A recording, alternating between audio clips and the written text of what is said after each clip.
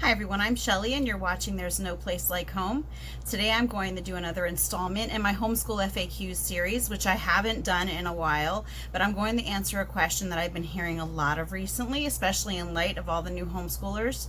What if we don't cover everything?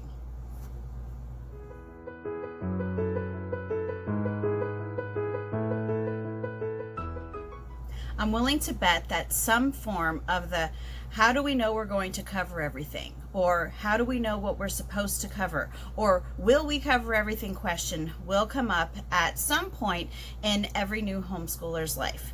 And I get it. I probably asked that same question too at some point. It's a huge undertaking when you decide to take on the responsibility for your child's education, especially when it's something that goes against the grain to what most people do. So yeah, it seems like a natural question. How do we know that we're going to cover everything? Well, I've got a really simple answer for that. You're not going to cover everything. I'm not trying to discourage you. I am trying to be real with you. You are not going to cover everything. There is no possible way that you could cover everything. I'm not going to cover everything. Your public school isn't going to cover everything. Your private school isn't going to cover everything. And the reason for that is because there are simply so many topics out there in the world. Whether you consider them to be important, whether you consider them to be trivial, that really is relative. It depends from one family to the next, or from one school to the next, what they think is important to cover. But the fact remains that there are just too many things for you to focus so much on making sure that you cover everything. Now, a lot of you might be thinking, well, I want to cover everything that the schools cover. And if you are really intent on doing that, you could probably look up a syllabus on your school district website. A lot of them will post something like that. But here's something else that I want to say. Even if you look up that syllabus on your school website, you likely will not cover the whole thing. In fact, I hope that you don't cover the whole thing, because what it means is that you are taking the freedom as homeschoolers and delving into those topics more deeply that your kids have more of an interest in. So yeah, they might spend more time learning, say for example, about frontier life than the school might. And yeah, by the end of the year, that might mean that you haven't gotten up to the end of that syllabus. But the topics that are covered in school really are arbitrary. There is no science behind the topics that are covered in school. In fact, if you go from one country to another, not all of the same topics are covered. If you go from one school district very often to another, not all of the same topics are going to be covered. And you also have to ask yourself, are those schools, even though they have those syllabuses, is that the plural? I don't know. But are they completing it? Likely not. How often do you remember as a child? Do you ever remember your school or your teacher going all the way up to the end of the textbook by the end of the school year? I don't remember that. I don't remember ever finishing a complete textbook by the end of my school year. And this isn't to put down a school, it's just to reiterate the fact that, yeah, there are too many things to learn about. This world is growing and changing as we speak. Science is advancing.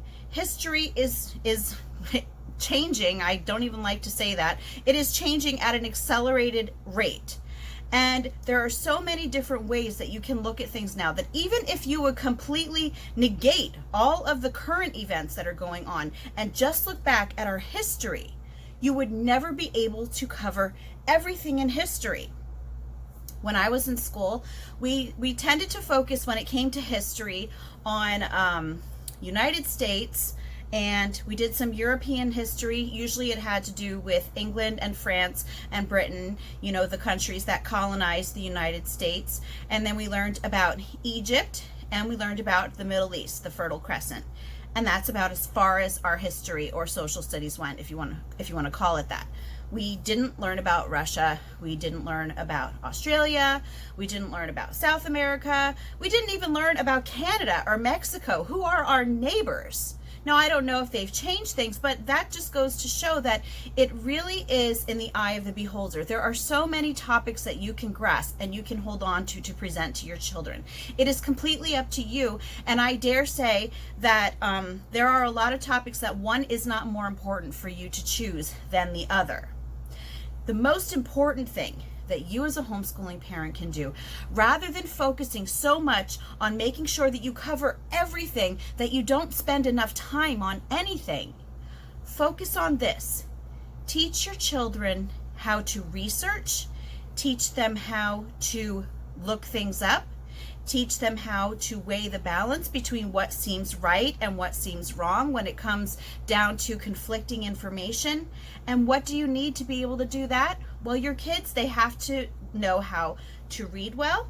They have to know how to write well. And yes, you do want to make sure that your kids do understand their basic math. Those are the three things that they're the most important things that you can teach to your children: reading, writing, and arithmetic. If your kids have a solid grasp on doing those things, they are well equipped to tackle anything that they want to do. When it comes further down the line, even if you never get to doing polynomial equations with your child when they are in school, when they are older, if they know how to read, if they have those basic math skills that you gave them, those foundational skills, and if they have the motivation to want to do it, they can figure it out. That is your most important job as a homeschooling parent, to prepare your child to be able to self-educate. Because education isn't something that your child is just going to stop doing as soon as you hand them their homeschool certificate or high school graduation diploma. Or it's not going to stop the minute that they stop going to college if they decide to go. Self-education is something that is ongoing, and it should be that way. And a child who is equipped to weigh information properly, to know how to find it, and to understand it is better off than any child who spent all of their school years covering thousands of snippets of topics rather than learning how to go about and find that information themselves.